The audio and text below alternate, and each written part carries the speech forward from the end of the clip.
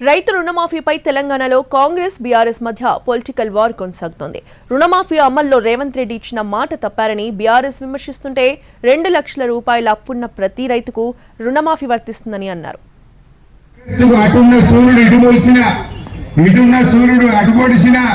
రుణమాఫీ ఆగది అన్నాడు. కొమరెల్లి మల్లన్న దేవుడు లెక్క మాట్లాడిండు.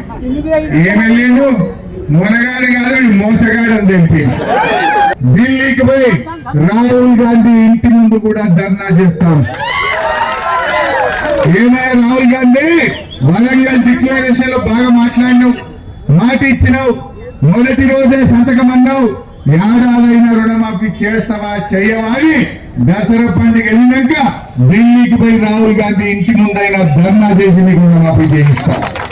25 రోజుల్లో 18,000 కోట్ల రూపాయలు 22,22,663 మంది రైతులకు 2 లక్షల అప్పున్న ప్రతి రైతుకు మాఫీ చేసిన నేను అన్ని దిక్కులో ఉన్న రూపాయి బిగబట్టి 18,000 కోట్ల రూపాయలు వాళ్ళ ఖాతాలు వేసినాం. 2 లక్షల పైన ఉన్న వాళ్ళకి ఆ పైన మీరు కడితే మిగతా ఇస్తామని చెప్పినాం. రైతు రుణమాఫీ జరగలేదని ఇలా దిక్కుమాల నోటి దీక్ష పెట్టిండు. డిసెంబర్ 8 దాకా తెచ్చుకోండి.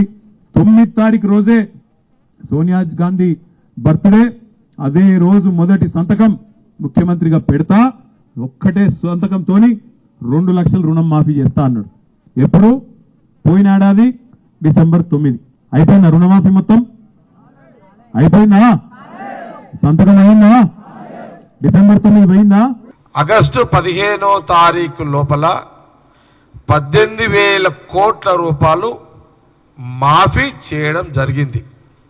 12,000 కోట్ల సాంకేతిక లోపాల వల్ల ఆలస్యం అయ్యింది.